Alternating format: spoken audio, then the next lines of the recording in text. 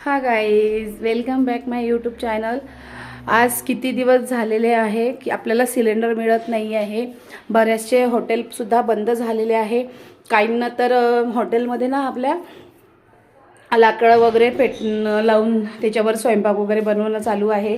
कितीतरी 20% हॉटेल जवळपास बंद पडलेली आहे आणि किती दिवस झाले गॅस मिळत नाही आहे। कारण मी पण संडेला नंबर लावला होता, पण अजूनही आलेला नाही आहे सिलेंडर।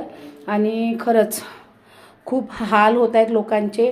आणि हे युद्ध किती दिवस चालणार आहे, कुठपर्यंत आपल्याला पेट्रोल गॅससाठी असं तडपड करायला लागणार आहे।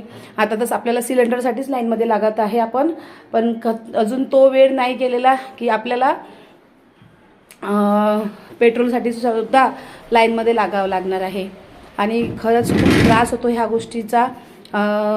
थोडंसं सरकारनं पण दक्षता घेतली पाहिजे की बाबा हा प्रश्न जो आहे हा लवकरात लवकर सोडवावा।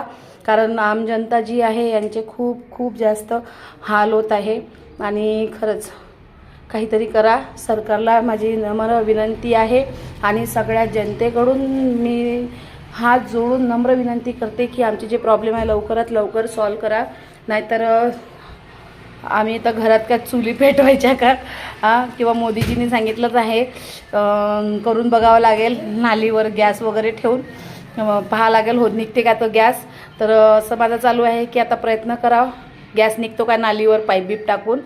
तर तुम्ही पण करून बघा होतं का। आता असं एक टोपलं ठेवायचं, खालून छिद्र पाडायचं, त्याच्यात पाईप टाकायचा आणि मग डायरेक्ट आपल्या शेगडीला लावायचं। आला तर चांगला, मग तर सिलेंडर तर आलंही नाही तर चालते लय दिवस। तुम्ही असाच मला सपोर्ट करत राहा। बस आजच्यासाठी एवढंच, बाय बाय।